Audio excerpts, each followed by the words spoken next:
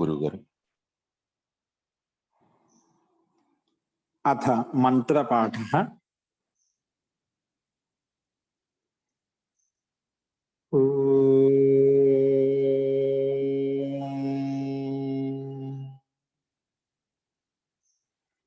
सहनाववतु सहनौ भुनक्तु सह वीर्यं करवावहै तेजस्विनावधीतमस्तु मा विद्विषावहै।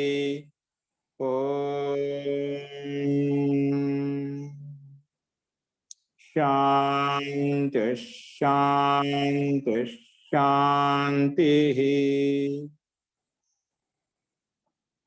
सर्वेभ्यो नमः। अंदरिकी नमस्कारम अंडी। మనము 4వ అధ్యాయంలో ప్రథమ అధ్యాయంలో 4వ పాదం చెప్పుకుంటున్నాము. అందులో కారక ప్రకరణం చెప్పుకున్నాము. ఆ కారక ప్రకరణం తర్వాత నిన్న మనం నిపాత సంజ్ఞా ప్రకరణం కూడా మొదలు పెట్టుకున్నాము. అందులో నిపాత సంజ్ఞా ప్రకరణంలో ఏం చెప్పుకున్నామంటే ప్రాగ్రీశ్వరాన్ నిపాతాః అంటే అధిరీశ్వరే అనే సూత్రం ముందు వరకు ఈ నిపాత సంజ్ఞా ప్రకరణం నడుస్తుంది. అంటే ప్రాగ్రీశ్వర నిపాతాః ఈ 56వ సూత్రం నుంచి మొదలుకొని 96వ సూత్రానికి ముందు వరకు ఈ ఇక్కడ ఏవైతే వచ్చాయో అవన్నీ కూడా నిపాత సంజ్ఞకాలుగా పేరు పెట్టబడతాయి. సో ఇక్కడి నుంచి నిపాత సంజ్ఞా ప్రకరణం నడుస్తుంది. అవి నిన్న మనం దీని యొక్క అధికార సూత్రం చెప్పుకున్నాము. అందుకే అధిరీశ్వరే ఇతి ఏతస్మాత్ ప్రాక్ ఈ సూత్రానికి ముందు వరకు ప్రాక్ అంటే ముందు వరకు నిపాత సంజ్ఞా భవతి నిపాత సంజ్ఞ పేరు వస్తుంది. ఇది అధికారం వేదితవ్యం, ఇది అధికారం ఇంతవరకు వస్తుందని చెప్పి అర్థం చేసుకోవాలి. అవి ఎలా ఉంటాయి, ఏ విధంగా ఉంటాయంటే చ వా హ అహ ఇవన్నీ ఒక ఛాది గణం అంటే ఛాది గణం పేరు ఆ గణ పాఠంలో ఇవన్నీ చెప్పబడ్డాయి అన్నమాట. ఛాది గణంలో ఉన్నాయి కాబట్టి ఛాది గణంలో ఉన్నటువంటి ఈ శబ్దాలన్నిటికి కూడా ఛాదయో సత్వే అనే సూత్రం ప్రకారం నీకు నిపాత సంజ్ఞ. ఈ చా వా హ అహ ఇటువంటి శబ్దాలు ఇంకా ఏవైతే ఉన్నాయో ఛాది గణంలో ఏ శబ్దాలు అయితే వాటిన్నిటికీ ఛాదయో సత్వే అనే సూత్రం ప్రకారం నిపాత సంజ్ఞ వస్తుంది. సో ఇక్కడ నిపాత సంజ్ఞ పేరు పెట్టుకోవడం ఎందుకు, దీనివల్ల ఉపయోగం ఏంటి, దీనివల్ల లాభం ఏంటంటే నిపాత సంజ్ఞ పేరు పెట్టుకోవడం వలన వెంటనే అవ్యయా దాప్ సుపహ అనే సూత్రం ప్రకారంగా ఆ నిపాతాలకు అవ్యయ సంజ్ఞాన్ని పేరు పెట్టుకోవడం వలన ముందు నిపాత సంజ్ఞ పేరు పెట్టగానే స్వరాది నిపాతం అవ్యయం అని చెప్పి నిపాతాన్ని పేరు పెట్టగానే ఆ నిపాతానికి స్వరాది నిపాతం అవ్యయం అనే సూత్రం వచ్చడానికి ఆ నిపాతలకు అవ్యయాన్ని పేరు పెట్టేసుకుంటాం. అవ్యయం పేరు పెట్టగానే అవ్యయా దాప్ సుపహ అనే సూత్రం వచ్చేసి అవ్యయానికి పక్కన ఉండే సుప్పులు ఏవైతే ఉన్నాయో వాటికి లుక్కు చేస్తుంది. ఇది ఈ సూత్రం యొక్క ప్రయోజనం. కాబట్టి నిపాత సంజ్ఞ ఎందుకు పెడతామంటే ఆ నిపాత సంజ్ఞ పేరు పెట్టడం వలన అవ్యయ సంజ్ఞ అవుతుంది.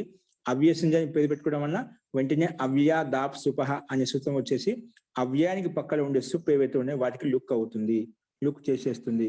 కాబట్టి ఇది ఈ సూత్రం యొక్క అభిప్రాయం అని చెప్పుకున్నాము.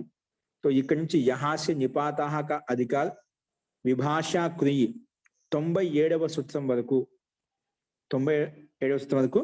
ఈ సూత్రం యొక్క అధికారం వస్తుందని చెప్పి మనం అర్థం చేసుకోవాలి. అస్తు.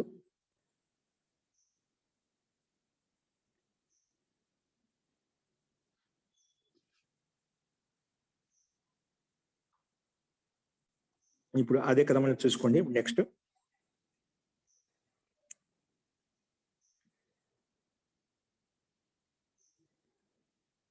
స్లైడ్ మీద కనిపిస్తుంది మీకు. నిన్న ప్రాగ్రీశ్వర నిపాత చెప్పున అదే క్రమంలో నెక్స్ట్ ఛాదయో సత్వే ఏంటి ఛాదయో సత్వే ఆ సూత్రం యొక్క అభిప్రాయాన్ని చూద్దాం.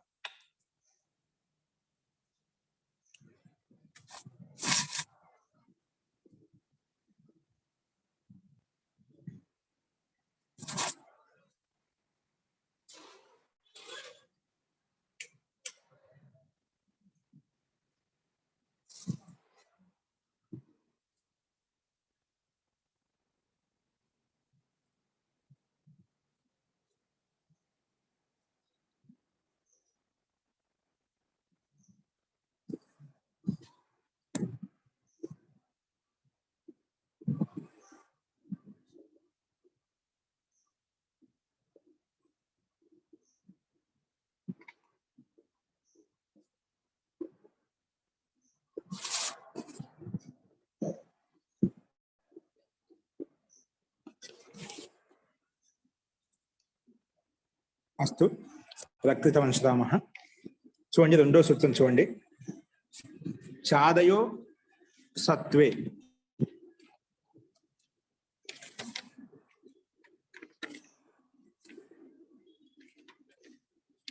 చాదయ ప్రథమ విభక్తి బహువచనము. అసత్వే దీని విగ్రహవాక్యం విడగొట్టుకుంటేనే పద విభాగం చేస్తే అసత్వే ఇది సప్తమి విభక్తి ఏకవచనం. చాదయ ప్లస్ అసత్వే ఈ రెండింటి మధ్య అతోరో దప్లుత దప్లుతే ఆద్గుణ ఏంగ పదాంత దతి ఈ మూడు సూత్రాల ప్రకారంగా రెండు ఆకారాల మధ్యలో ఉండేటువంటి విసర్గానికి సకారం అవుతుంది. ఆ సకారానికి రూ చేసుకుంటాము. ఆ రూకి ఊ వస్తుంది. ఊ వచ్చిన వెంటనే ఆద్గుణ ప్రకారంగా ఓ అవుతుంది. ఓ వచ్చిన వెంటనే ఏంగ పదాంతాదతి ప్రకారంగా అవగృతీనం కూడా వస్తుంది. అందుకే చాదయో అసత్వే సంధి చేయడం వల్ల అలా కలిపి రాసాము. విడగొట్టినప్పుడు చాదయ ప్రథమ విభక్తి బహువచనము, అసత్వే సప్తమి విభక్తి ఏకవచనము.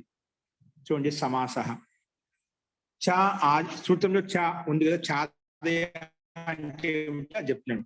చ ఆది ఏషాంతే చా చాదయ. చకారము ఆది, చకారము ఆదిలో ఉంది. ఏషాం ఏషాం శబ్దానాం ఏ శబ్దాలకి చకారం ఆదిలో ఉందో దాన్ని చాదయ అని. తే చాదయ ఇది బహువ్రీహి సమాసం. ఓకేనా? అంటే ఒక ఘనపాఠంలో కొన్ని శబ్దాన్ని ఒక చోట చేర్చి అందులో మొట్టమొదటి శబ్దం ఏ విధంగా అయితే ఏముందంటే చా శబ్దం, అందుకే ఆ పేరుతో చాదిగణం అయిపోయింది. ఏ విధంగా భువాదిగణంలో భూధాతు ముందు కాబట్టి భువాదిగణం ఏదైనా చెప్పామో అలాగే చాదిగణంలో మొట్టమొదటి అవ్యపదమే మొట్టమొదటి పదమే ఉంది, అక్షరం ఉంది, చా ఉంది. అలాగే చాదిగణం అని చెప్పామంట. సో చాదిగణంలో మొట్టమొదటి ఏ శబ్దం ఉందో ఆ పేరుతో చాదిగణం పేరు పెట్టామో ఆ చాదిగణంలో ఉండే శబ్దాలు ఏవైతే ఉండవు వాటన్నిటికీ ఈ సూత్రం ప్రకారంగా నిపాత సంజ్ఞ వస్తుంది. చూడండి, చ ఆది ఏషాంతే చాదయ బహువ్రీహి సమాస. అసత్వే అంటే ఏమిటి అది చెప్తున్నాడు. నా సత్వం అసత్వం, తస్మిన్ అసత్వే ఇది నైతత్వ సమాస. సత్వం అంటే ద్రవ్యవాచి నాహో, అది ద్రవ్యవాచి అయి ఉండకూడదంట. అంటే అటువంటి పదార్థము అటువంటి అది సత్తావాచి ద్రవ్యవాచి అయి ఉండకూడదు. అందుకే అసత్వం. దేనికైతే సత్తా లేదో అటువంటి అసత్వ యుక్తమైనటువంటి పదాలు ఏవైతే ఉన్నాయో వాటికి మాత్రమే ఈ సూత్రము అవ్యయం పెడుతుంది. అంటే సత్తా అనేది దానికి ఉండదు, ద్రవ్యవాచి ఉండకూడదు. సత్వం అంటే చూడండి, సత్వ అర్థాత్ ద్రవ్యవాచి నాహో, అది ద్రవ్యం కాకూడదు, ద్రవ్యం అయి ఉండకూడదు. కాబట్టి ఇక్కడ అటువంటి సందర్భం ఇక్కడ చూపించబడుతుంది. చూడండి, అనువృత్తి నిపాతాహకి అనువృత్తి వస్తుంది. చాదయో నిపాత సంజ్ఞకాహ భవంతి. చాదిగణంలో ఉండే శబ్దాలు ఏవైతే ఉన్నాయో అవిన్యవత నిపాత సంజ్ఞకాహ భవంతి. నిపాత సంజ్ఞ అని పేరు పెట్టబడతాయి. ఏది కానీ ఒకవేళ సత్వే అర్థే నా వర్తంతే, సత్వార్థం ఉండకూడదు. అంటే ద్రవ్యార్థంలో అంటే అది ఒక ద్రవ్య పదార్థమే ఉండకూడదు. ద్రవ్యార్థంలో లేక ఉంటేగినా అప్పుడు చాదిగణంలో ఉండే శబ్దాలు అన్నిటికీ నిపాతం అని పేరు పెట్టుకుంటాము.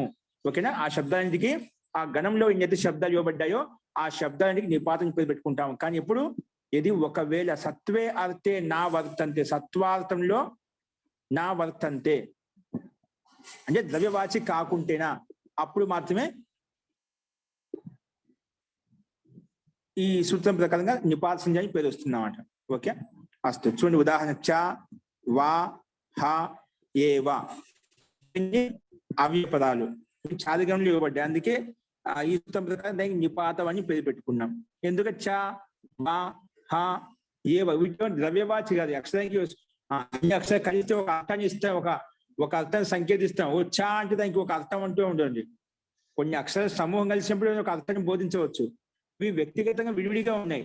అంటే ఈ అక్షరాలు వేరే పదాలతో వేరే శబ్దాలు కలిసినప్పుడు ఏదో ఒక అర్థాన్ని ద్యోతిస్తాయి. ఇప్పుడు ఈ సత్వవాచి కాదు, ఈ శబ్దాలు ఈ అక్షరాలు సత్వవాచి ద్రవ్యవాచి కాదు. అందుకే ద్రవ్యవాచి కాదు కాబట్టి మన ప్రకృత సూత్రం చాదయ సత్వే వచ్చి నిపాత సంజ్ఞాన్ని పేరు పెట్టింది. ఇది ఈ సూత్రం యొక్క అభిప్రాయం. ఓకేనా? నెక్స్ట్ చూడండి, ఈ సూత్రం కేవలము చాది గణంలో ఉండే శబ్దాలకి నిపాతము అని పేరు పెడుతుంది. కానీ అవి ఎలా ఉండాలి? సత్వవాచి అయి ఉండే, ద్రవ్యవాచి అయి ఉండకూడదు. అప్పుడు మాత్రమే ఇది నిపాతం అని పేరు పెడుతుంది. నెక్స్ట్ చూడండి, ప్రాదయ ఉపసర్గా క్రియాయోగే. ప్రాదయ అంటే మనం చెప్తాం, ఉపసర్గం చెప్తా, అది ఈ సూత్రం ద్వారా వస్తున్నది. ప్రాదయ ఉపసర్గా ప్రాదయ అంటే ప్రా పర అవి అండి. కింద చూస్తాం మనం.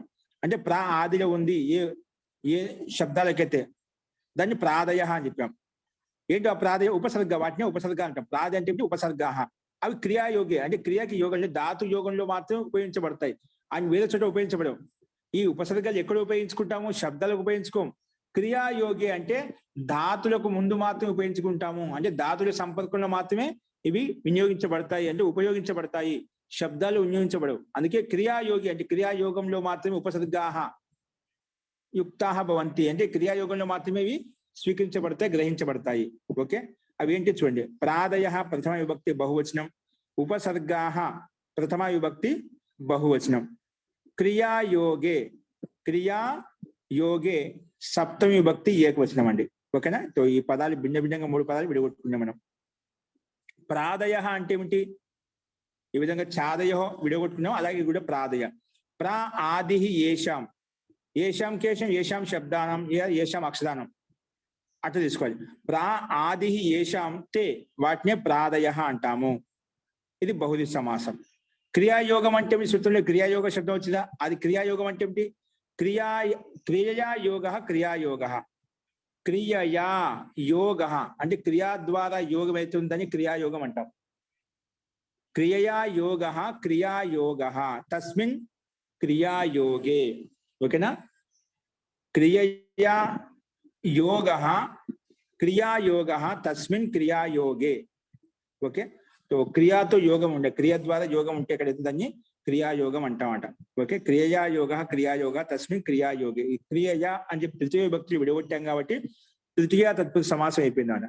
క్రియయా అనేది తృతీయ విభక్తి. అంటే క్రియా ద్వారా యోగం ఏ దానికైతే ఉందో, అంటే ఏ ఉపసర్గకైతే క్రియాతో సంబంధం ఏర్పడుతుందో దాన్ని క్రియాయోగం అంటాము. ఇది తృతీయ తత్పురుష సమాస. అసత్వే నిపాతాహకి అనువృత్తి వస్తుంది. ఇక్కడ అసత్వ వాచే ఉండదు, అప్పుడు మాత్రం నిపాత సంధి అని పేరు. అంటే ఉపసర్గాలన్నిటికీ నిపాతం అని పేరు ఈ సూత్రం ప్రకారంగా. ఓకే, చూడండి. అసత్వవాచిన ప్రాదయ ఏంటి? సత్వవాచ ద్రవ్యవాచి ఉండకుండా ద్రవ్యవాచి కానటువంటి ప్రాదయ నిపాత సంజ్ఞకాహ భవంతి. ఏంటి? ప్రాదయో నిపాత సంజ్ఞకా భవంతి. నిపాత అని పేరు. అంటే ప్రాపరివేటి ఉపసర్గ వాటికి నిపాత సంజ్ఞ వస్తుంది. ఈ సూత్రం ప్రకారం ప్రాదయ ఉపసర్గా క్రియాయోగే. ఈ సూత్రం ప్రకారంగా అసత్వవాచిన ద్రవ్యవాచి కానటువంటి ప్రాదయ ఏవైతే పర అవి ఉన్న ఉపసర్గాలు ఉన్నాయో అవి నిపాత సంజ్ఞకాహ భవంతి. వాటికి నిపాత సంజ్ఞ అని పేరు వస్తుంది. తేచ ప్రాదయ క్రియాయోగే ఉపసర్గ సంజ్ఞకాశ్చ భవంతి. ఎప్పుడైతే వీటిని క్రియాయోగంలో ఉపయోగించు అప్పుడు ఉపసర్గాలు అంటాము. అంటే క్రియాయోగి ఉపసర్గ సంజ్ఞకాహ భవంతి.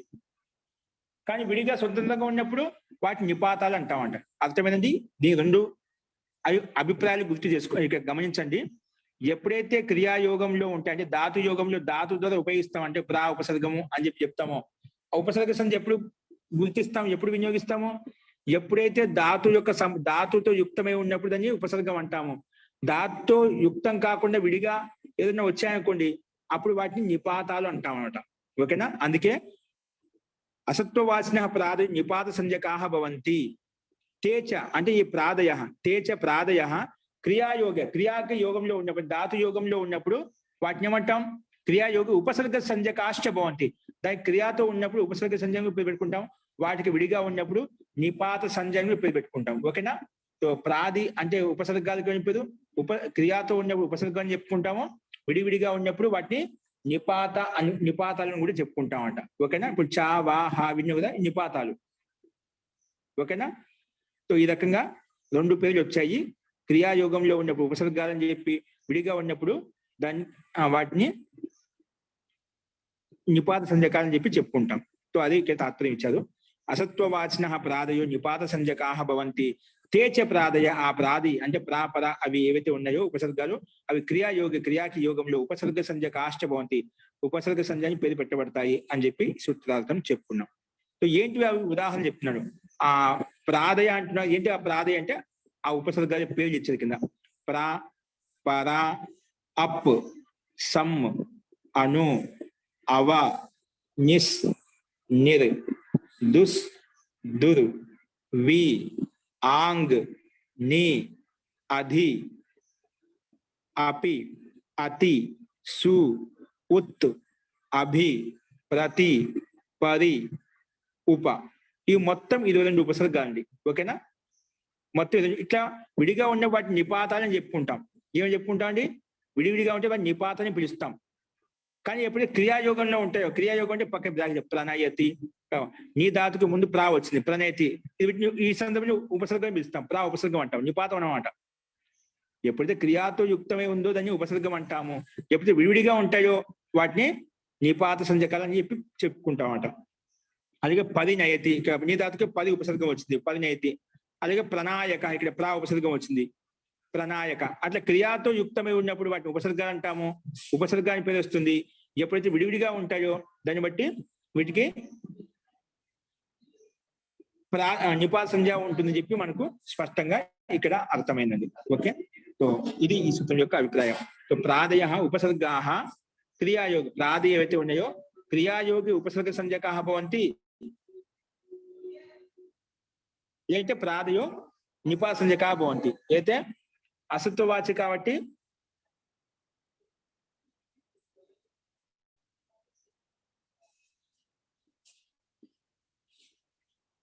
అసత్వవాచి శబ్దాలు కాబట్టి ఇవన్నీ నిపాతని పిలుచుకుంటాము. క్రియాయోగంలో మాత్రమే వీటికి ఉపసర్గాలు చెప్పి చెప్పుకుంటాము. అదేవిధంగా ఉదాహరణ చూపించారు. అది ఈ సూత్రం యొక్క అభిప్రాయము. అస్తు, ఇందులో స్పష్టమైన ఇందులో ఒక సందేహం ఉందా? మహోదయ, నాకు సందేహం. ఈ ప్రాదుల్ని నిపాత సంజ్ఞ తర్వాత అవ్యయాలని కూడా అంటారండి. అవ్యాలు తర్వాత చెప్పుకుంటాం, వస్తాయి. అవ్యాలు చెప్పం, నిపాతలే అంటామండి. అసత్వవాచనం అంటే వచన అంటే అండి ద్రవ్యవాచి ఉండకూడదు. సత్వవాచి ద్రవ్యవాచి. ద్రవ్యం అంటే ఒక పదార్థం, ఒక వస్తువు అయి ఉండకూడదు. సత్తాను తెలిపే విధంగా ఉండకూడదు. సరే మహోదయ. ఆచార్య, సత్వం అంటే లింగంను సంఖ్య ఉండకూడదు కదా, అది కదా ఉంటే సత్వం ఉంటాం. లింగం గాని సంఖ్య గాని లేకపోతే అసత్వం కదా అన్వయించండి. సత్వ ద్రవ్యవాచే ఉండకూడదు, సంఖ్య. ద్రవ్యవాచం అంటే లింగంను సంఖ్య ఉండకూడదు కదా. ద్రవ్యవాచిక అనే సంఖ్య లింగం ఉండాలి. ఉంటే ఖచ్చితంగా శబ్దం ఏదో ఒక లింగంలో ఉంటుంది, దాని సందేహం లేదు. లేదంటే రుడి శబ్దంగా ఉంటుంది, అది లేదు. కాబట్టి ద్రవ్యవాచి ఇప్పుడు చాకి స్వతంత్ర అస్తిత్వం లేదు, స్వతంత్ర అస్తిత్వం ఉండాలన్నమాట. ఇప్పుడు బాలక అని చెప్పాము, బాలక శబ్దం, బాలక ఒక పిండ విశేషంగా అర్థం ద్యోతితం అవుతుంది, దానికి ఒక అర్థం ఉంది. ద్రవ్యవాచి అక్కడ పిండవాచి అనమాట. పిండం ఒక ద్రవ్యమే కదా, సంఖ్య అండి ఉంటే ద్రవ్యం అవుతుంది కదా. లింగం సంఖ్య అంటే లింగ సంఖ్య ఉండదు కాబట్టి దాన్ని అసత్వం. అవ్యం అంటే ఇక్కడ అవ్యంగా చెప్పు, నిపాతం అంటున్నాం కదండి. అవ్యం అంటే ఎక్కడైతే విభక్తి లింగం వచనంలో వాటి అవ్యం అంటామో. ఇక్కడ అసత్వవాచి అంటే ద్రవ్యవాచి, అవ్యానికి వేరు, ద్రవ్యం వేరు.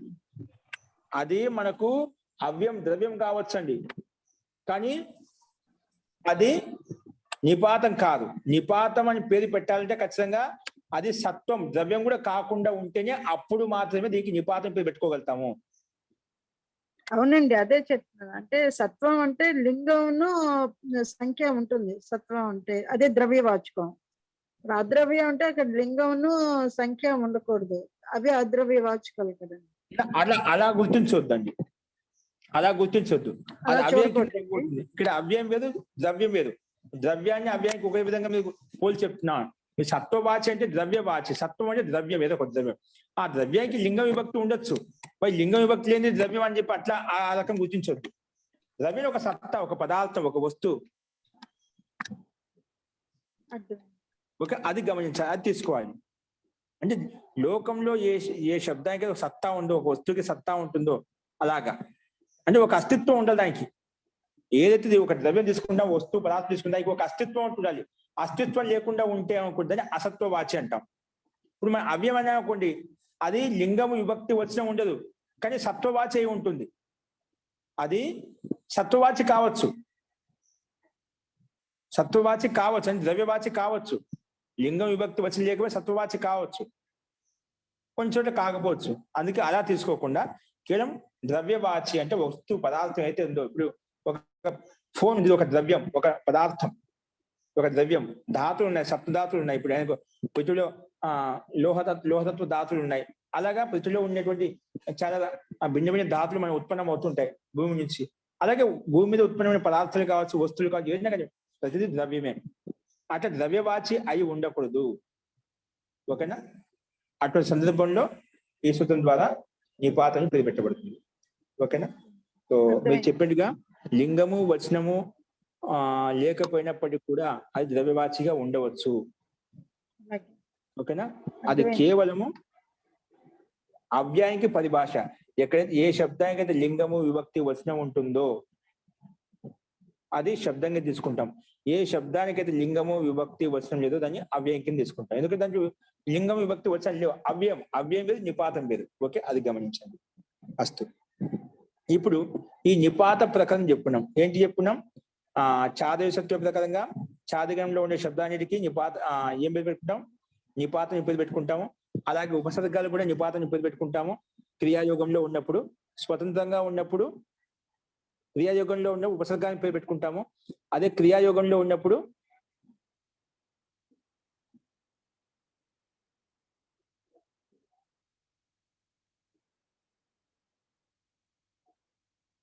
స్వతంత్రంగా ఉన్నప్పుడు నిపాతాలు. స్వతంత్రంగా ఉన్న నిపాతం పేరు పెట్టు. స్వతంత్రం కదా, అసత్వవాచిగా ఉన్నప్పుడు, విడివిడిగా ఉన్నప్పుడు, స్వతంత్రంగా ఉన్నప్పుడు అంటున్నాను. స్వతంత్రంగా విడివిడిగా ఉన్నప్పుడు నిపాతం పేరు వస్తుంది. క్రియాతో యుక్తమైనప్పుడు ఉపసర్గ సంజ్ఞాన్ని పేరు పెట్టుకుంటామని చెప్పుకున్నాం. ఇది నిపాత ప్రకరణం. ఓకే, ఇప్పుడు నిపాత సంజ్ఞ ప్రకరణం వాటి అంతర్గత ఈ ప్రకరణానికి అంతర్గతం ఇంకో చిన్న ప్రకరణం స్టార్ట్ అవుతుంది. గతి సంజ్ఞా ప్రకరణం. ఏంటి? మనం ఒకటైతే నిపాతం పేరు పెట్టుకున్నాం, ఆ నిపాతానికి గతి కూడా పేరు వస్తుందంట. దానికి ఇంకో పేరు గతి అని కూడా పేరు పెట్టుకుంటాం. అందుకే ఈ నిపాత సంజాంతర్గత స్టేట్ మార్చండి. నిపాత సంజాంతర్గత గతి సంజ్ఞా ప్రకరణము. గతి సంజ్ఞా ప్రకరణం ఇక్కడ చెప్పుకుంటాను. అంటే ఈ నిపాత ప్రకరణంలోనే నువ్వు ఎవరెవరికైతే నిపాతం పేరు పెట్టుకుంటూ పోతావో అక్కడెక్కడ దానికి కూడా గతి అని కూడా పేరు వస్తూ ఉంది. గతి పేరు పెట్టుకుంటూ వెళ్తామంట. ఏంటి? గతి అని కూడా పేరు పెట్టుకుంటూ వెళ్తాను. గతి సంజ్ఞా ప్రకరణం, దానికి గతి కూడా పేరు వస్తుందన్నమాట. ఓకేనా? అందుకే నిపాత సంజాంతర్గత, నిపాత సంజ్ఞా ప్రకరణానికి అంతర్గతంలోనే గతి సంజ్ఞా ప్రకరణం. అంటే నిపాత సంజ్ఞా ప్రకరణంలో ఇంకో చిన్న ప్రకరణం ఏం స్టార్ట్ అయింది?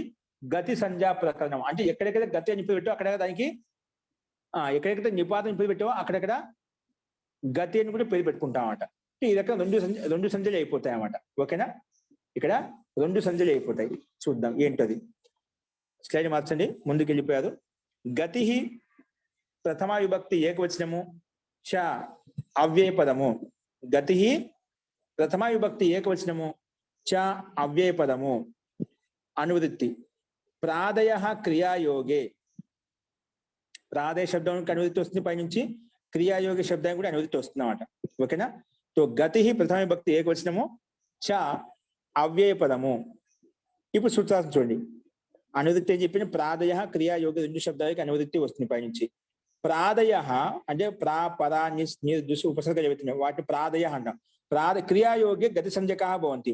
ఒక్కోసారి దానికి క్రియాతో యుక్తమైనప్పుడు పైన చెప్పి ఉపసర్గ సంజ్ఞకా భవంతి చెప్పారా? క్రియాతో యుక్తం దానికి గతి సంజ్ఞ పేరు వస్తుంది. ఏం చెప్పింది? గతి సంజ్ఞ పేరు పెట్టుకుంటాము అని చెప్పిందన్నమాట. కేవలము క్రియాతో యుక్తమైనప్పుడు కేవలం ఏంటి? క్రియాతో యుక్తమైనప్పుడు ఉపసర్గలు అంటాము.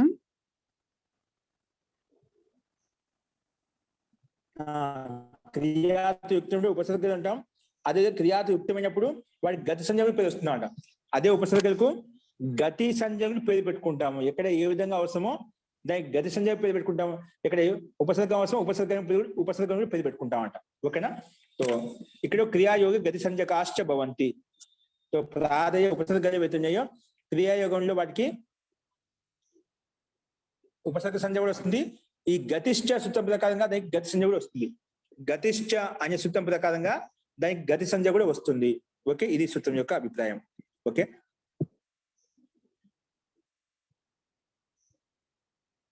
ఇక్కడ చూడండి. आगे गति संज्ञा के सूत्रों में प्राग्रेस्वरा निपाताः सूत्र से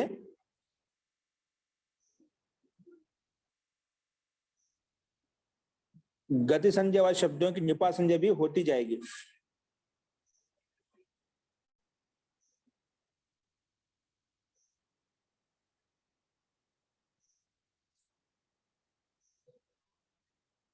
ఓకే, ఇక్కడ నుంచి గతి సంజ్ఞ నిపాత సంజ్ఞ ప్రకరణంలో వాటి అంతర్గతం గతి సంజ్ఞ ప్రకారం స్టార్ట్ చేసుకున్నాం కదా। ఇక్కడ ఈ సూత్రం నుంచి ఎక్కడెక్కడైతే ఇది గతి సంజ్ఞ అధికార సూత్రం 77వ 78వ సూత్రం వరకు గతి సంజ్ఞ యొక్క ప్రకారం నడుస్తున్నది। ఎక్కడికి 59వ సూత్రం నుంచి మొదలుకొని 78వ సూత్రం వరకు ఈ గతి సంజ్ఞాన్ని పేరు పెట్టుకుంటూ పోతున్నాం అన్నమాట అన్ని చోట్ల। కానీ ఎక్కడైతే గతి సంజ్ఞాన్ని పేరు పెట్టుకుంటూ పోతున్నామో అక్కడ ముందు చెప్పిన విధంగా ప్రాగ్రేస్వర నిపాతాహ ప్రకారంగా నిపాత సంజ్ఞ కూడా పెట్టుకుంటూ పోతాం।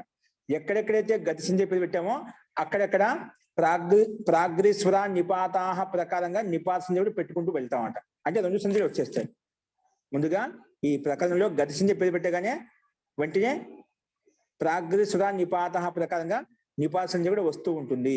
అది ఇక్కడ ఈ సూత్రం యొక్క అభిప్రాయం అండి। ఓకే, ప్రాదయ క్రియాయోగ గతి సంజ్ఞకాశ్చ భవంతి, గతి సంజ్ఞలు పేరు వస్తాయి అని ఈ సూత్రం చెప్పింది। ఓకే, నెక్స్ట్ చూడండి, ఊర్యాది చ్విడాచశ్చ। ఇక్కడ ఉదాహరణ చూడండి, ప్రకృత్యా ప్రకృతం యత్ ప్రకరోతి, ఇక్కడ సంధి చూపించాలంట। గతి సంజ్ఞ గతి సంజ్ఞని పేరు పెట్టడం ఎలా వచ్చింది, ఇక్కడ స్వర ప్రాప్తి కలిగింది, అంటే మధ్యోదాత్తం అయిపోయిందన్నమాట, స్వర ప్రాప్తి కలిగిందన్నమాట। ప్రకృత్యా ప్రకృతం యత్ ప్రకరోతి, ప్రకృత్యా ప్రకృతం యత్ ప్రకరోతి, ఇక్కడ ఈ మూడు శబ్దాల్లో ప్రకృత్యా ప్రకృతం ప్రకరోతి ఈ మూడిట్ల చోట్ల గతి సంజ్ఞని పేరు పెట్టుకోవాలన్నా గతిష్ట ప్రకారంగా గతి సంజ్ఞ పేరు పెట్టుకోవాలన్నా వేద సూత్రాల ప్రకారంగా ఇక్కడ మధ్యోదాత్తం అయిపోయింది। మధ్యోదాత్తం అయిపోయి వెంటనే అనుదాత్తస్య ఉదాత్త అనుదాత్తస్య స్వరిత ప్రకారంగా స్వరితం అయిపోయింది। ఆ స్వరితానికే స్వరితం అయిపోయింది అన్నమాట। అన్నిట్లో ఇదే విధంగా ఇవ్వబడింది అన్నమాట। సో ప్రకృత్యాలో మధ్యోదాత్తము, ప్రకృతంలో ఆది ఉదాత్తము, యత్ ప్రకృతిలో ఇక్కడ కూడా మధ్యోదాత్తం వచ్చేసింది అన్నమాట। ప్రకృతిలో రోకి ఉదాత్త సంజ్ఞ వచ్చింది, ఉదాత్తాత్ అనుదాత్తస్య స్వరిత ప్రకారంగా స్వరితం చిహ్నం పెట్టుకున్నామండి। సో ఓకే, నిలువుగీత స్వరితానికి చిహ్నము, అడ్డగీత అనుదాత్తానికి చిహ్నము, ఎటువంటి చిహ్నం లేకుంటే దాన్ని ఉదాత్తం అని చెప్పి అర్థం చేసుకోవాలి। ఎటువంటి చిహ్నం లేకుంటే దానికి ఉదాత్తం అని పేరు పెట్టుకోవాలన్నమాట। ఓకేనా,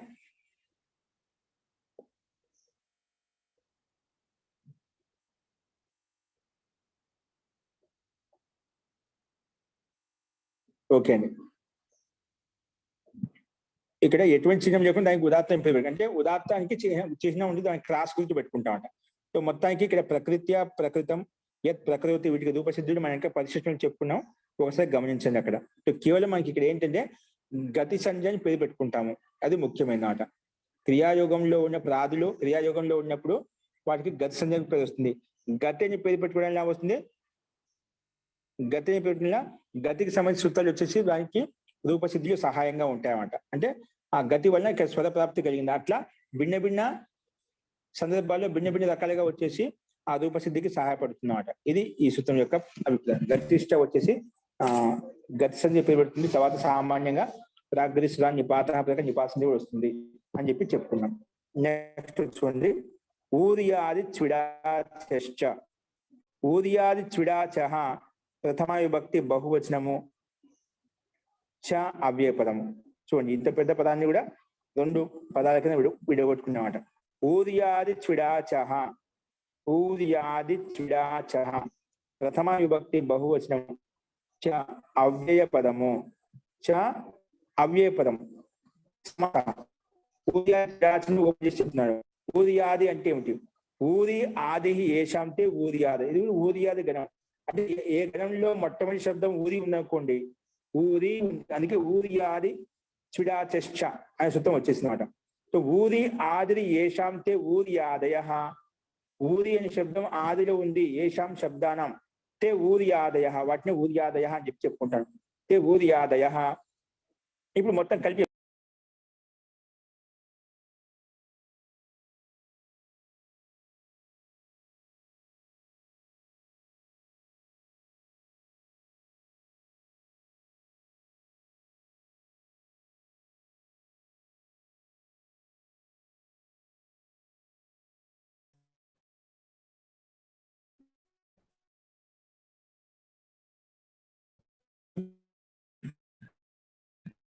మహోదయ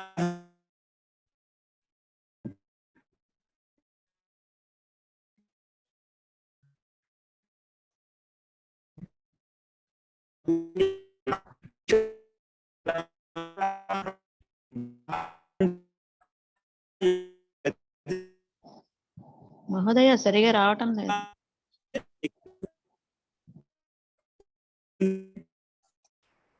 మహోదయ సరిగా వినపడటం లేదు మహోదయ.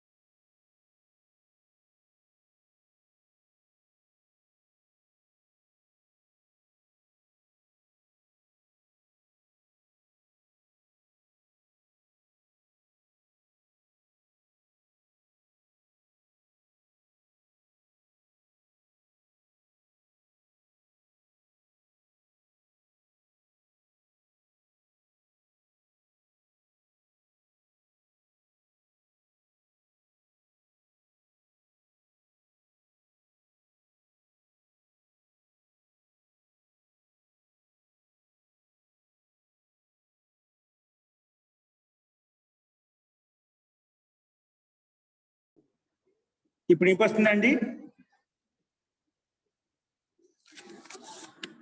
ఇప్పుడు వినిపిస్తుందండి అందరికి? వినిపిస్తుంది.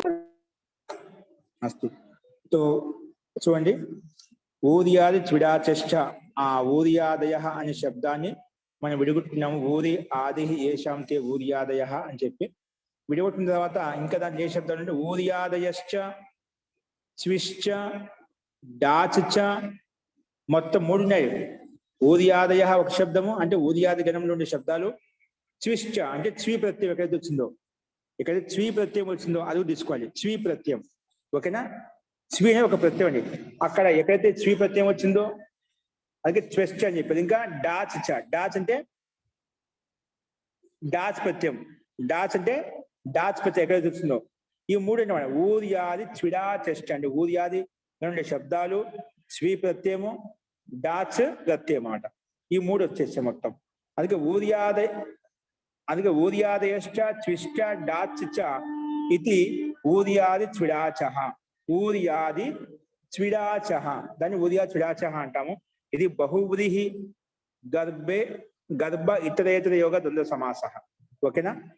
సో ఇది బహువ్రీహి సమాసంలో ద్వంద్వ సమాసం చేశాము.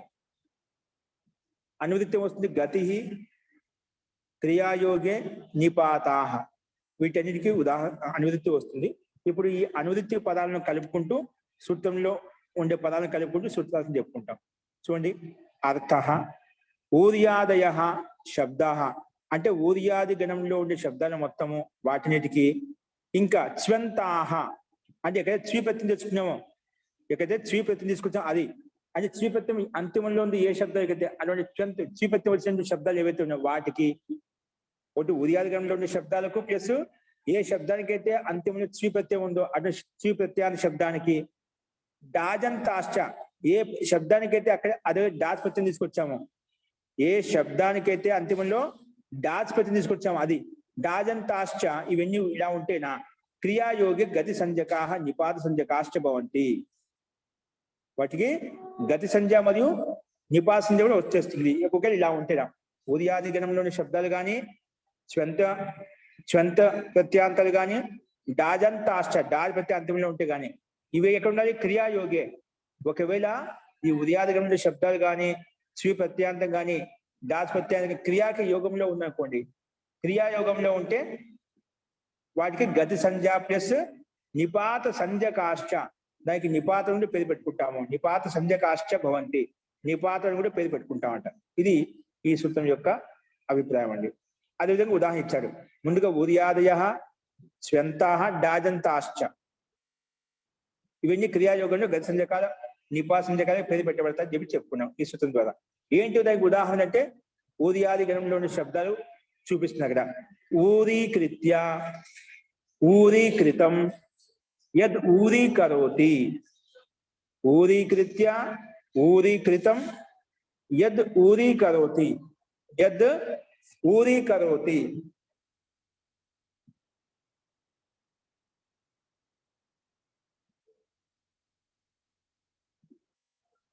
అలాగే శుక్లీకృత్య, శుక్లీకృతం, యత్ శుక్లీకరోతి. ఈ 3 ఉదాహరణలు. అలాగే పటపటాకృత్య, పటపటాకృతం, యత్ పటపటాకరోతి, యత్ పటపటాకరోతి. ఇవి ఉదాహరణ అండి. ఓకేనా? ముందుగా ఉదీకృత్య, ఉదీకృతం, యద్ ఊరీకరోతి. అలాగే మిగతా ఉదాహరణ కూడా అదే విధంగా ఇచ్చారు. శుక్లీకృత్య, శుక్లీకృతం, యత్ శుక్లీకరోతి, పటపటాకృత్య, పటపటాకృతం, యత్ పటపటాకరోతి. ఈ రకంగా ఉదాహరణలు ఇచ్చారు. అంటే ఊర్యాది గణంలో ఉండే శబ్దాలు ఏంటివంటే ఊరి శబ్దం, ఊరీకృత్య, ఊరీకృతం, యద్ ఊరీకరోతి. అలాగే చ్వంతాహ శబ్దాలు, చ్వంత శబ్దాలు ఏవి ఇక్కడ చూడండి. చ్వంత వచ్చే ప్రత్యయాలు ఏంటి? శుక్లీకృత్య, శుక్లీకృతం, యత్ శుక్లీకృతం. శుక్లీలో శ్రీ ప్రత్యయం ద్వారా శుక్లీ తయారైందండి. అందుకే శుక్లీకృత్య, శుక్లీకృతం, యత్ శుక్లీకరోతి. అలాగే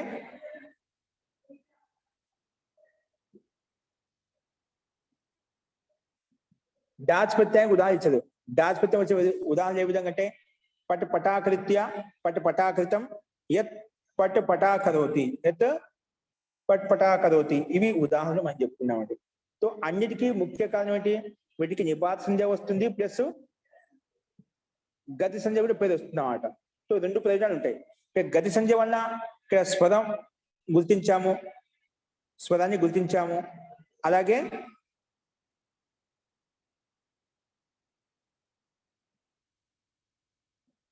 ఇంకోటి నిపాత సంధ్యాన్ని పేరు పెట్టడం వల్ల దాని ప్రయోగం భిన్నంగా ఉంటుంది. నిపాత సంధ్య పేరు పెట్టడం వల్ల స్వరాది నిపాతం అవ్యయం ప్రకారం అవ్యయ సంధ్య వచ్చేసింది. అవ్యయం పేరు పెట్టుకుని అవ్యాదాప్ శుభా ప్రకారంగా లుక్ కూడా అయిపోతున్నాడు. అవ్యాయం పక్కన ఉండే సూపులు ఏవైతే ఉన్నా వాటికి లుక్ కూడా అవుతుంది. ఇది ఈ సూత్రం యొక్క అభిప్రాయం అండి. మొత్తం ఉదయాది గణంలో ఉండే శబ్దాలు, శ్రీ ప్రత్యయం అంతిమంలో వచ్చిన శబ్దాలకు, డాచ్ ప్రత్యయం అంతిమంలో వచ్చిన శబ్దాలన్నిటికీ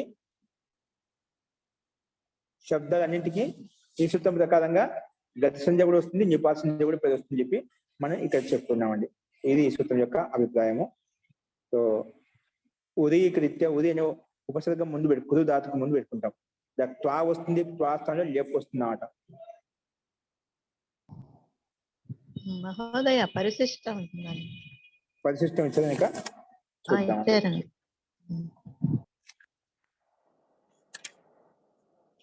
చూడండి పరిశిష్టం చూడండి.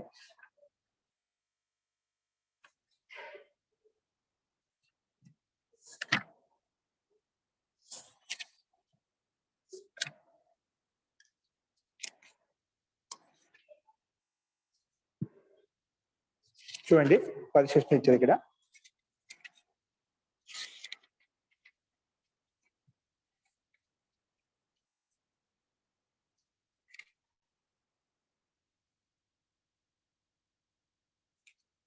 ఇది కనిపించిందండి రూపం మీకు స్లైడ్ మీద కనిపిస్తుందా? గతిష్ట కూడా ఇచ్చారు. జీ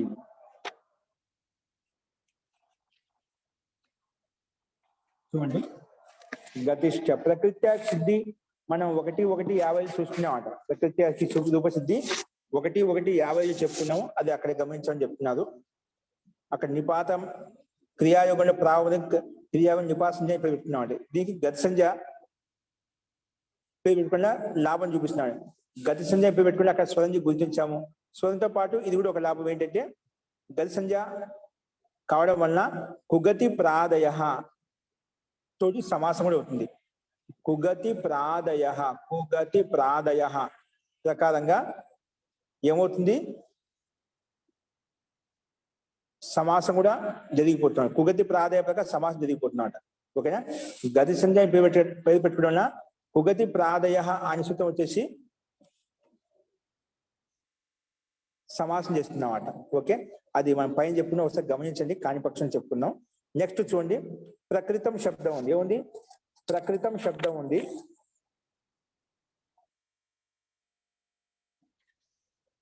ప్రకృతం అంటే మూల ప్రకృతి అవుతుంది అనే ప్రకృతం అంటామట. तो मूल प्रकृतम शब्दం తయారు కావాలంటే మూల ప్రకృతి ఏంటి? డుక్రీకరణే ధాతు. ఏ ధాతు? డుక్రీకరణే ధాతు. ఈ ధాతుకి డూకి యాకి అనుబంధ లోపం అయిపోతుంది, కురు మిగులుతుంది. కురు మిగిలిన తర్వాత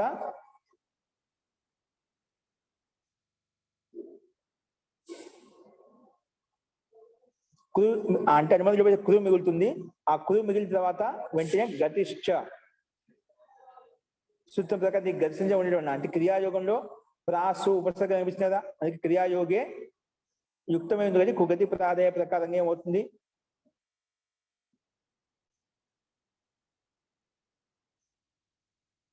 సమాసం చేస్తాము. ఆ సమాసం చేయడం గతి చేసిన సూత్రం వచ్చేసి మనకి ఇక్కడ ఏం పనిచేస్తుందంటే అదే గతి సంజ్ఞ పెట్టిన కుగతి ప్రాదాయ ప్రకారం సమాసం అయిపోయింది అనమాట. ఆ సమాసం చేసుకుని ఎలా కలుగుతుంది? వెంటనే సుపో ధాతు ప్రాతిపదికయో ప్రకారంగా ప్రాకి కృతికి మధ్యలో ఉండే సుప్ ఏదైతే ఉందో, సుప్ లుక్ ఏదైతే ఉందో దానికి లుక్ అయిపోతుంది. అందుకే ప్రాకృత వచ్చేసింది అనమాట. ప్రాకృత. ఇక్కడ తాపత్యం ఎలా వచ్చిందంటే మీకు సందేహం లేదు, నిష్ఠాపత్యం తాపత్యం వచ్చింది. చిత చితవాన్లో నిష్ఠాపత్యం తాపత్యం వస్తుందా, ఇక్కడ కూడా తాపత్యం వస్తుంది అన్నమాట. అందుకే ప్రాకృత. తర్వాత ఏమవుతుంది? కుగతి ప్రాదాయ ప్రకారం సమాసం చేశాము. సుపో ధాతు ప్రాతిపదిక ప్రకారం మధ్యలో సు లుక్ చేశాము. అప్పుడు ప్రకృత వచ్చేసింది అన్నమాట. ఏమొచ్చింది? ప్రకృత అనే సూత్రం వచ్చేసింది అన్నమాట.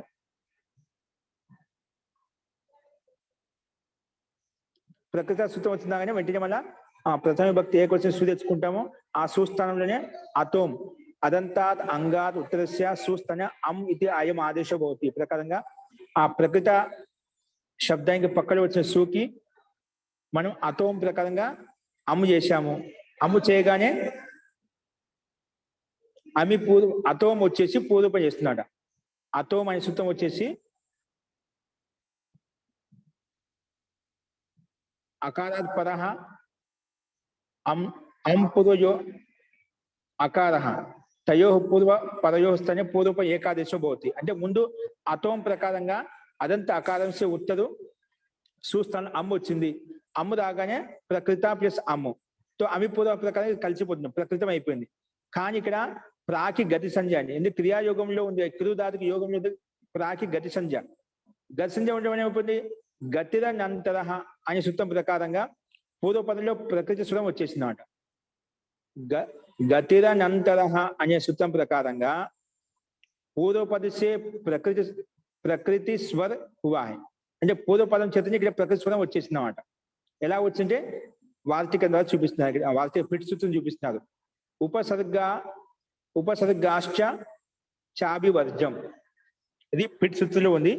ఉపసర్గాశ్చాభివర్జం. ఈ పిట్ సూత్ర కారణంగా ప్రాకి ఉదాత్తం వచ్చేసింది అన్నమాట. ప్రాకి సామాన్యంగా ఉదాత్తం వచ్చేసింది. ఉదాత్తం రాగానే ఉదాత్తాత్ అనుదాత్తస్య స్వరిత ప్రకారంగా ఉదాత్తం పక్కన అనుదాత్తం స్వరితం వస్తుంది. కాబట్టి దానికంటే ముందు అనుదాత్తం పదం ఏకవర్జం. నువ్వు ఎవరికైతే ఉపసర్గం పేరు పెట్టుకున్నావో,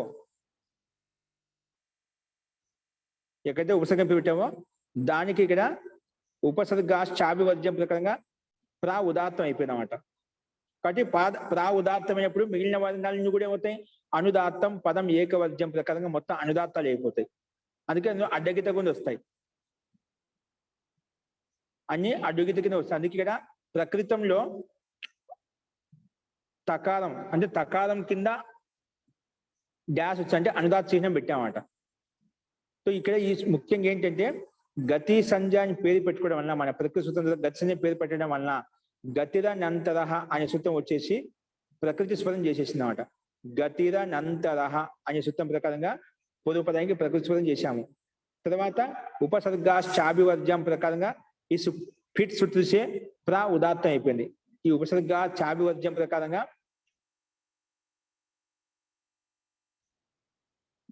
ప్రా అనేది ఉదాత్తం అయిపోయింది అన్నమాట. సో అది ఇక్కడ ముఖ్య తాత్పర్యం. సో ఉదాత్తం కాగానే అనుదాత్తం పదం ఏకవర్జం. ఆ అనుదాత్తాన్ని ఒకటి వదిలేసి అనుదాత్త పదాన్ని వదిలేసి మొత్తం సర్వ నిఘాతం అవుతాయన్నమాట. అనుదాత్తం పదం ఏకవర్జం. ఒకదాన్ని నిలబెట్టేసి మిగిలిన వర్ణాలు ఏవైతే ఉన్నాయో అన్ని అనుదాత్తాలు అయిపోతాయి. ఇక్కడ అదే విషయాన్ని మళ్ళా అనుదాత్తం చేసిన తర్వాత ఉదాత్తాత్ అనుదాత్తస్య స్వరిత ప్రకారంగా దానికి స్వరితం చేసుకుంటాము. స్వరితం చేసినప్పుడు ఉదాత్తం ప్రా అయింది. ఆ ప్రా ఉదాత్తం పక్కనే ఉంది కృ అనుదాత్తం.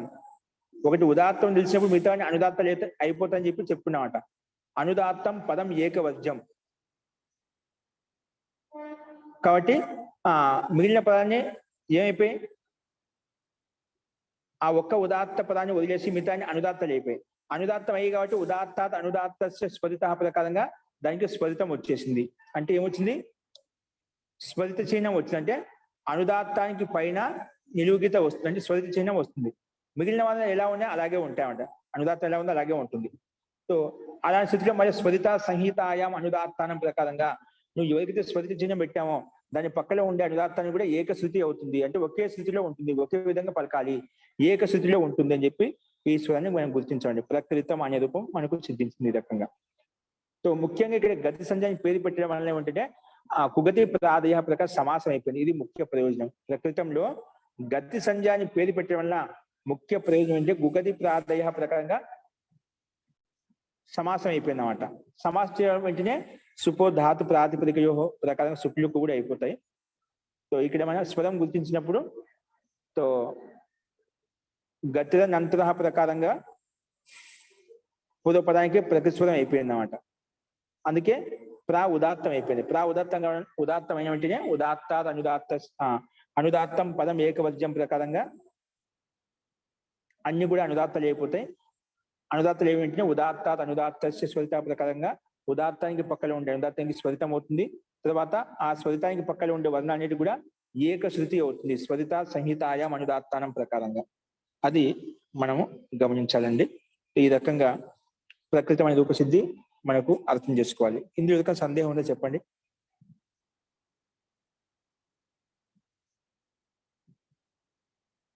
ఈ రూపసిద్ధి యొక్క సందేహం ఉందా?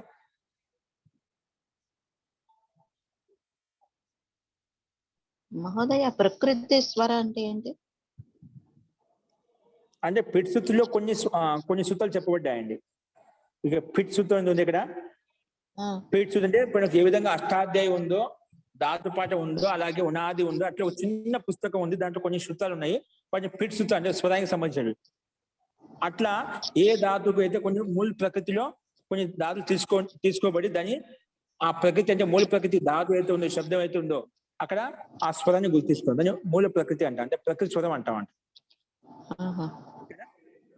ధన్యవాదాలు. అలాగే యత్ ప్రకరోతి ఇక్కడ ఏమైనా ప్రా ఉపసర్గం పెట్టి క్రియాయోగంలో ప్రకృతమైన విధంగా ఇక్కడ సు తీసుకొని స్థానం అమ్ము పెట్టుకున్నాము.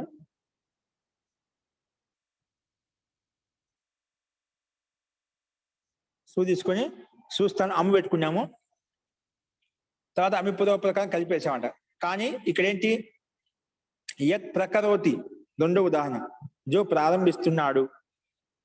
యత్ ప్రకరోతిలో ప్రకరోతి ప్రా ఉపసర్గం చేర్చడం ముఖ్యమైన అభిప్రాయం. ఇక్కడ ప్రా ఉపసర్గం ద్వారా కృ ధాతు వచ్చింది. ఇక్కడ కూడా 1, 3, 30 చెప్పిన విధంగానే రూపసిద్ధి మనం అర్థం చేసుకోవాలి. ప్రకరోతికి రూపసిద్ధించింది అక్కడ 1వ అధ్యాయం 3వ పాదము 32 సూత్రంలో చెప్పుకున్నాము. అది అక్కడ గమనించండి. కృ ఊ తిప్పు మధ్యలో తినాది క్రియ ఊహు ప్రకారం ఊకారం మధ్యలో వికరణ ప్రత్యయం ఊ వస్తుందంట. కృ ఊ తిప్పు. ఈ స్థితిలో ఆ కృలో ఉండేటువంటి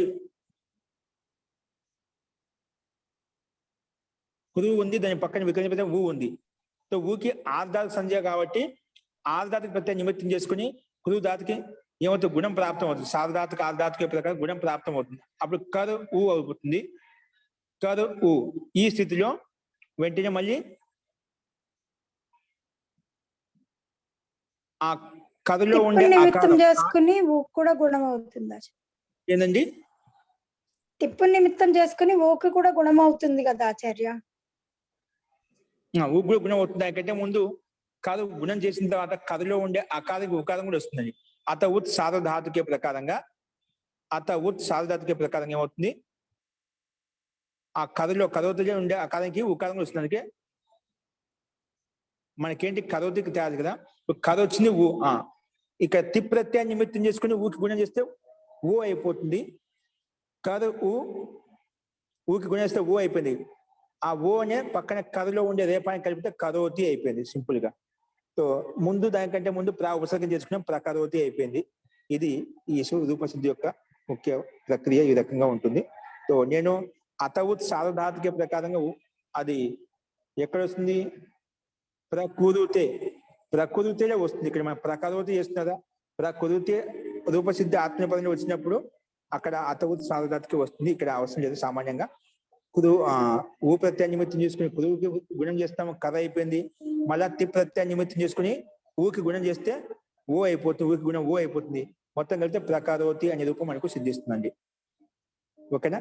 ఇది ప్రకరోతి యొక్క రూపసిద్ధి. ఇక్కడ స్వరసిద్ధి అనేది మనం ఏంటంటే యత్ని ఒక పదం ఉంది, ప్రకరోతిని ఒక పదం ఉంది అన్నమాట. ఇక తింగహ ఇక్కడ ఏంటి? ప్రకరోతిని తింగంత పదం, యత్నిది అతింగంత పదం అట. అందుకే అతింగ్ అయినటువంటి కరోతి ఏంటి? తింగంత పదము. అతింగ్ పదం ప్రా ఉపసర్గం అంట. అది తింగ్ కాదు, అది క్రియాయోగంలో వచ్చిందంటే అది తింగ్ కాదు. అందుకే అతింగ ప్రకారంగా అతింగ్ పదానికి పక్కలో ఉండే తింగంత పదానికి సర్వనిఘాతం అయిపోతుంది. అంటే కరోతిలో ఉండేటువంటి మొత్తం కాకి ఓకి తీకి అనుదాత్తం అయిపోతుంది. సర్వనిఘాతం అంటే అనుదాత్తాలు అయిపోతాయి. ఎట్లా? తింగ ప్రకారం అంటే ప్రా ఉపసర్గానికి పక్కలో ఉండేటువంటి కరోతి అనే శబ్దానికి సర్వనిఘాతాలు వస్తాయి. అంటే 3 అనుదాత్తాలు అయిపోతాయి. అనుదాత్తాలు కాగానే నిపాతేది యద్యది అనే నియమం ప్రకారంగా ఆ సూత్రం ప్రకారం ఏమవుతుంది? వాటికి ఆ అనుదాత్తాలు నిషేధించబడతాయి అన్నమాట. నిపాతేది యద్యది అనే సూత్ర నియమం ప్రకారంగా వాటికి నిషేధం అవుతుంది. అప్పుడు కరోతిలో ఉండేటువంటి శబ్దానికి ప్రత్యయస్వరం వస్తుంది. అంటే కరోతిలో ప్రత్యయస్వరం ఏంటి? తిప్పు వచ్చిందట. అప్పుడు తిప్పు అనుదాత్తో సుప్పితో ప్రకారంగా అనుదాత్తో సుప్పు పితో ప్రకారంగా దీనికి అనుదాత్తం ప్రాప్తం అవుతుందన్నమాట. అందుకే ఈ రకంగా మధ్యోదాత్తం అయిపోయింది. ఎందుకంటే ఊ కూడా ప్రత్యయమే, ప్రత్యయస్వరం చేత తిప్పు కూడా ప్రత్యయమే. సో ఊ కూడా తెచ్చుకున్నాం కాబట్టి ఊ ప్రత్యయానికి మనం మధ్య ఉదాత్తం చేశాము. అందుకే అనుదాత్తో సుప్పితో ప్రకారంగా అనుదాత్తం కూడా అలాగే ఉండిపోయింది అన్నమాట. ఇక్కడ కరోతిలో ప్రత్యయస్వరం ఏంటి? మధ్యోదాత్తం అంటే ప్రత్యయస్వరం చేత. ప్రత్యయస్వరం అంటే ఆద్యుదాత్త ప్రకారంగా మధ్య ఉదాత్తం వచ్చేసింది. ఉదాత్తం రాగానే మిగతావి అనుదాత్తం పదం ఏకవర్జ్యం ప్రకారం అన్ని అనుదాత్తాలు అయిపోతాయి. అనుదాత్తాలు ఏమి వెంటనే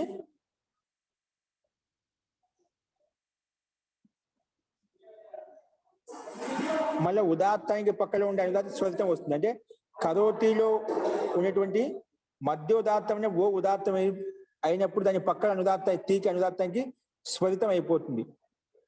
ఏ సూత్రం ప్రకారం? ఉదాత్తాద్ అనుదాత్తస్య స్వరిత ప్రకారంగా ఉదాత్తాద్ అనుదాత్తస్య స్వరిత ప్రకారంగా ఉదాత్తానికి పక్కలో ఉండేటువంటి ఉండే అనుదాత్తానికి మనకేమొస్తుంది? స్వరిత వర్ణం వస్తున్నాడు. అందుకే తి స్వరిత చిహ్నాన్ని గుర్తించాం ఇక్కడ. ఇక్కడ కూడా మొత్తం మన ప్రకృతి సూత్రం యొక్క ఉపయోగం ఎక్కడ వచ్చిందంటే ఉపసర్గ చాభివర్జ్యం అనే సూత్రం ప్రకారంగా ఆది ఉదాత్తం ప్రాప్తం అవుతుంటే గతిష్ట అనే సూత్రం వచ్చేసి ప్రాకి గతి సంజ్ఞ పేరు పెట్టిందన్నమాట. ప్రకరోతిలో ప్రాకి గతి సంజ్ఞ పేరు పెట్టింది. ప్రాకి గతి సంజ్ఞని పేరు పెట్టడం వల్ల వెంటనే ఉపసర్గ చాభివర్జ్యం ప్రకారంగా ఏ సూత్రం అయితే ఉందో దాన్ని బాధించి తింగి చోదాత్తవతిసే ఉదాత్తవాన్ తింగికి అంటే కరోతి మధ్యోదాత్త ఏదైతే ఉందో అంటే తింగికే పక్కన ఉంటే దాని పక్కన ప్రాకి అనుదాత్తం చేసిందన్నమాట. అనుదాత్తించడం వల్ల ప్రాకి అనుదాత్తించడం వల్ల అనుదాత్తం పదమేకవర్జ్యం ప్రకారంగా అనుదాత్తం అయిపోయింది. అనుదాత్తం కాగానే ఉదాత్తాద్ అనుదాత్తస్య స్వరిత ప్రకారంగా వెంటనే ఆ తి అనే స్వరితంగా ఉండిపోయింది అన్నమాట. ఇక్కడ ప్రా అనేది ఉదాత్తం ఉంటే దానికి చింగి చోదాత్తవతి ప్రకారంగా ఉదాత్తవాన్ తింగ్ అంటే కవిత మధ్యోదాత్తకే పక్కన ఉన్నప్పుడు ఆ ప్రాకు అనుదాత్తం అయిపోయింది. అంటే ఉదాత్త కూడా అనుదాత్తం అయిపోయింది అన్నమాట. తర్వాత అందుకే 2 అనుదాత్తాలు ఉన్నాయి. ఇప్పుడు ఉదాత్తానికి పక్కలో ఉండే అనుదాత్తానికి అంటే తీలో ఉండే అనుదాత్తానికి మనకు స్వరితం చేసుకున్నాం. ఆ రకంగా యత్ ప్రకరోతి అనే రూపం తయారైంది. ఇక్కడ ముఖ్యంగా స్వరం గుర్తించాం, అది ఏంటో మనం గమనించాలి. ఫస్ట్ ఇక్కడ గతి సంజ్ఞ పేరు పెట్టడం వల్ల మనకు ఉపసర్గ చాభివర్జ్యంతో ప్రాప్తమైనటువంటి స్వరం ఏదైతే ఉందో అది తింగి చుదాత్తవతి ప్రకారంగా అనుదాత్తం అయిపోయింది. అది ముఖ్యంగా గమనించాల్సిన విషయం. అస్తు. ఈ రకంగా యత్ ప్రకరోతి అనే రూపం సిద్ధి కూడా మనం చూసాము. ఇందులో ఎవరికైనా అర్థం కానిది నుండి స్వర ప్రకరణంలో ఇది స్వరం ఎలా గుర్తించామో నాకు తెలిసి మీకు అర్థం కాలేదు అనుకుంటున్నాను. ఇది మీకు అర్థమయ్యే విధంగా నేను రేపు చెప్తాను. కొన్ని సూత్రాలు మనకు అంతకుముందు స్వర చెప్తాను. ప్రకరణ అప్పుడు కూడా నాకు అర్థం కాలేదు సరిగా చెప్పినప్పుడు కూడా. ఇది నేను ఫిట్ సూత్రాలు తీసుకొచ్చి చూపించి ప్రయత్నం చేస్తాను. సో ఇవి కొన్ని ఎందుకంటే అన్ని కొత్త సూత్రాలు వచ్చాయి. మాకు నిపాతేర్ యద్యత్ అనేది ముందు 7వ అధ్యాయంలో సూత్రము, అది మనకి గమనించాలి. అది ఓపెన్ చేసి చూస్తే మీకు అర్థమవుతుంది. కాబట్టి వీటి యొక్క స్వరం ఏదో అనేది ముందు ఏ సూత్రాలు వచ్చాయో వాటిని ఓపెన్ చేసి చూడండి, ప్రయత్నం చేయండి. సో ఒకసారి అర్థమైతే మళ్ళీ అదే విధంగా ప్రక్రియ ప్రాసెస్ ఉంటుంది. సో అది నేను మళ్ళీ సాధ్యమైనంత వరకు మీకు రేపు అర్థమయ్యే విధంగా చెప్పడానికి ప్రయత్నం చేస్తాను. ఓకేనా? ఈ కొత్త సూత్రాలు వచ్చాయి, డైరెక్ట్ గా ఇక్కడ ఉండే సూత్రాలను ఆర్డర్ చేసుకొని చెప్పేశాను. అది ఓపెన్ చేసి ఆ సూత్రాలు ముందు పెట్టుకొని చూపిస్తున్నా మీకు యథార్థంగా అర్థమవుతుంది. కాబట్టి ఇది మీకు స్వరం అనేది ఇక్కడ రూపసిద్ధి ముఖ్యం కాదు, స్వరం ఎలా వచ్చింది, ఏ విధంగా గుర్తించబడ్డాయి, ఈ గతి సంధి యొక్క ప్రయోజనం ఏంటి, అది మనం గమనించాలి. అది మీకు రేపు చెప్తా అండి మీకు. ఓకే, ఇంకా క్లారిటీగా. సో అస్పష్టంగా ఉంది నాకు తెలిసి అందరికీ. సో అది మీకు స్పష్ట రీతిలో రేపు నేను ప్రయత్నం చేస్తాను. అస్తు. సో ఈ సూత్రాన్ని ఒకసారి మీరు కూడా గమనించండి. సో రూపసిద్ధి ఎట్లా ఉంది, అంతకంటే ముందు మీరు ప్రకృత్య అనేది మనకు ముందు చెప్పుకునే అక్కడ 1:1:55లో ఇంకొకటి 1:1:55 చూసుకోండి. ఇంకోటి 1:1:5లో రూపసిద్ధి ఎలా ఉన్నాయో, ప్రకృతం రూపసిద్ధి ఎలా ఉందో ఒకసారి గమనించండి. ప్రకృత్యాకి రూపసిద్ధి గమనించిన తర్వాత అప్పుడు స్వరాన్ని గుర్తించడం ఆసాని అవుతుంది. ముందు ఏ ప్రకృత్య శబ్దం తయారైనప్పుడు ఏ విధంగా ఏ సూత్రాలు వచ్చాయి, ఏ ప్రత్యయాలు వచ్చాయి, అది గమనించాలన్నమాట. కాబట్టి వెనక వైపు పరిశిష్టం ఇవ్వబడ్డాయి, అవి గమనించి రూపసిద్ధి చూసుకొని వచ్చేయండి. రేపు మీకు స్వరం ఎలానో ఏ విధంగానో నేను పూర్తిగా ప్రయత్నం చేసి రేపు సాధ్యమైతే మూల సిద్ధాంతాలు చెప్పినా ఖచ్చితంగా అర్థమవుతుంది.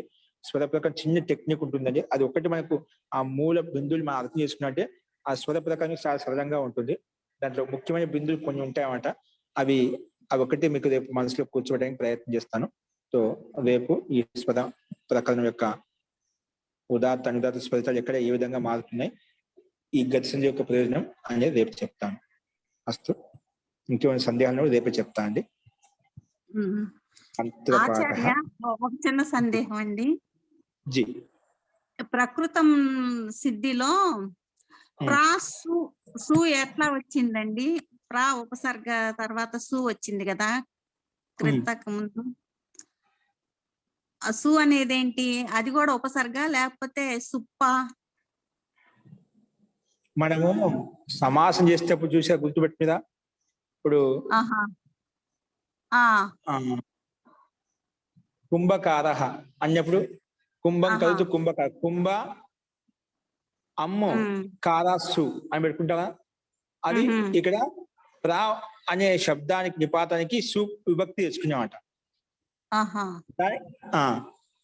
విగ్రహవాక్యంలో. అందుకే ఇక కుగతి ప్రాదయ ప్రకారం సమాసం చేసామట.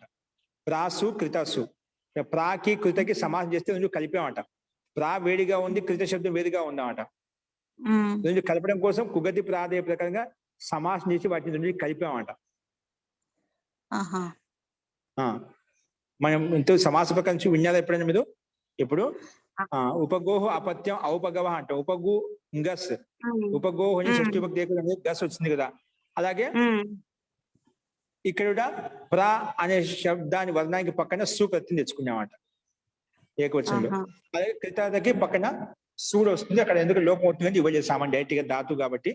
సో దానికే ఆ ప్రాకి కృతకి సమర్థమైన సుబంతము, కృత అనే సుబంత కృదంత శబ్దం చేత సమాసం అవుతుంది. ఉగతి ప్రాది ఏమంటుందంటే ప్రాది సుబంతము కృదంతం చేత సమాసం అవుతుంది అని చెప్పింది అన్నమాట. సమాసం చేసినప్పుడు ప్రా కృత అనేది రెండు కలిసి సమాసం అయిపోతుంది. సమాసం చేయగానే సుపో ధాతు ప్రాతిపదికయో ప్రకారంగా ఆ మొత్తం ప్రాతిపదిక ఏంది, ఆ ప్రాతిపదిక మధ్యలో ఉండే సుక్కు లుక్ అయిపోతుంది, అంటే సు వెళ్ళిపోతుంది. అది ప్రాకృత మాత్రమే మిగులుతుంది అన్నమాట. ప్రకృత మాత్రమే మిగులుతుంది. ఓకేనా? ఉహు. ఇది సు సరే. ఎలా వచ్చినది విగ్రహవాక్యాన్ని బట్టి మనం సమాసం తెచ్చుకుంటామండి. ఆహా, ఓకేనా? సరే. ఓకే అండి. ఈ రకంగా మనం చూసాము.